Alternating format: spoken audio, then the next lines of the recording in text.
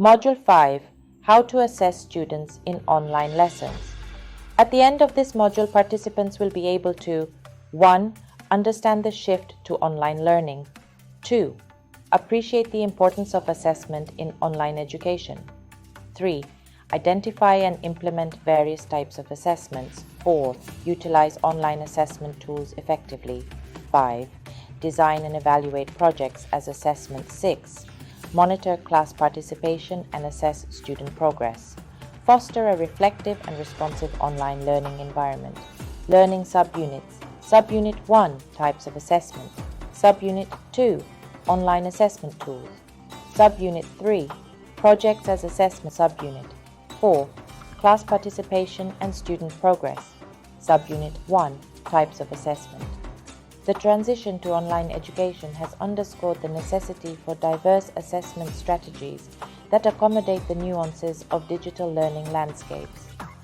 These strategies must not only measure student achievement accurately, but also promote meaningful engagement, critical thinking, and the application of knowledge in varied contexts. Broadly categorized, assessments in online education can be classified into 3 fundamental types: formative, summative, and diagnostic assessments. Each type of assessment plays a unique role in the learning cycle, offering insights into student progress, understanding, and areas needing further development. By leveraging these assessments judiciously, educators can create a dynamic and responsive online learning experience that aligns with learning objectives, meets students' individual needs, and cultivates an atmosphere of continuous improvement and academic excellence. Formative assessment in online learning.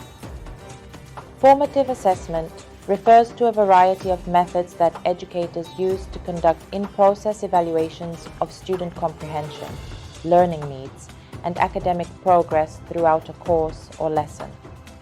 Our key characteristics for online assessments include providing immediate feedback to facilitate timely adjustments in learning strategies, employing diverse methods such as quizzes, discussions, and peer reviews, and maintaining adaptability to customize assessments to individual student needs and objectives.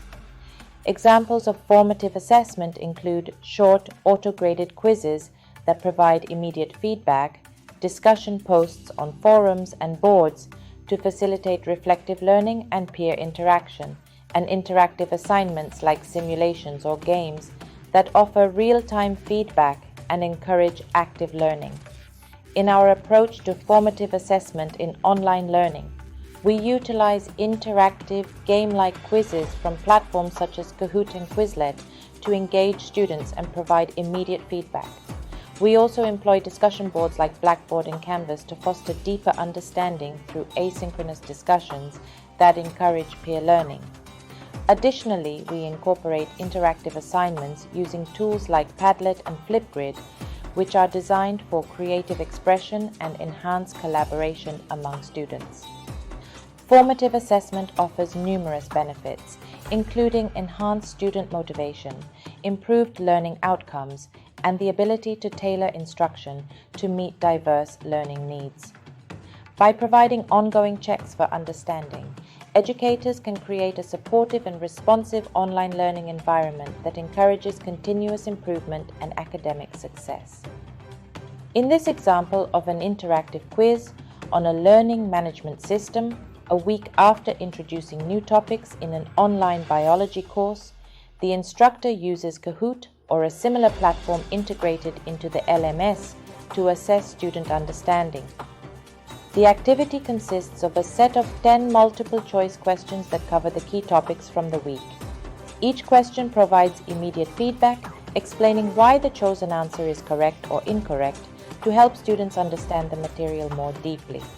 The implementation of our interactive quiz involves several steps. During the preparation phase, the instructor carefully designs questions that target critical concepts from the week's lessons. In the launch phase, students are notified about the quiz and given a specific time frame within which to complete it. For participation, students take the quiz individually and receive instant feedback on their responses, aiding in immediate learning reinforcement. During the review step, the instructor analyzes the aggregated quiz results to pinpoint common areas of misunderstanding or confusion. Finally, in the follow-up phase, the instructor addresses any widespread misconceptions with a follow-up video, providing additional explanations and resources to ensure thorough understanding. In our second example, we utilize a discussion forum feature within the course's learning management system, like Canvas or Blackboard, to enhance students' understanding of complex historical events and their implications on modern society. The activity involves providing a specific prompt that asks students to reflect on how a particular historical event has influenced contemporary societal structures. In this forum, both peers and the instructor engage actively, providing feedback and posing further questions. This interaction encourages deeper analysis and reflection, fostering a more profound comprehension among students. The implementation of the discussion forum involves several key steps. In the preparation phase, the instructor crafts a thought-provoking prompt and establishes guidelines for respectful and constructive discussion. During the launch phase, students are required to post their initial reflections by a specified deadline and respond to at least 2 peers' posts. As the forum progresses in the participation phase, students continue to engage with the prompt and each other over the course of a week, building upon ideas and perspectives. In the moderation phase, the instructor plays an active role in guiding the discussion, posing additional questions and providing insights to further deepen the conversation. Finally, the conclusion phase involves the instructor summarizing the discussion in a post that highlights key insights gained and links them back to the overall course content. Summative assessments serve as crucial evaluations at the conclusion of an instructional period. They measure student learning, skill acquisition, and academic achievement against predefined standards. These assessments provide a comprehensive evaluation of course material, are often high stakes, and follow a structured format. This structured approach helps in assessing the overall effectiveness of the instructional content and student understanding. Summative assessments are comprehensive and cover a wide range of course material, often carrying significant weight toward final grades. They typically follow a structured format, which may include standardized tests, final projects, and comprehensive exams. This structured nature ensures consistency in evaluating student performance across the board. Examples of summative assessments in online learning include final projects, exams, and portfolios. Final projects require students to apply course concepts comprehensively. Exams assess overall understanding, and portfolios showcase a collection of work demonstrating learning progress over time. Each of these tools provides a different perspective on student achievement. Here we see a table detailing various summative assessment tools. For final projects, tools like Google Docs and PowerPoint are used to create reports and presentations. Online exams can be conducted using Google Forms or Microsoft Forms, which offer features like automatic grading. Portfolios can be developed using platforms like WordPress or Blogger, where students can compile their work over time. Summative assessments offer several benefits. They provide an objective measure of student achievement and course effectiveness. These assessments also offer valuable feedback, helping students understand their strengths and areas for improvement. Moreover, they hold both students and instructors accountable for achieving the established learning objectives. In an online literature course, a final project might involve analyzing a novel studied during the semester. Students could create a PowerPoint presentation or a written report in Google Docs exploring key themes, character development, and the novel's historical context.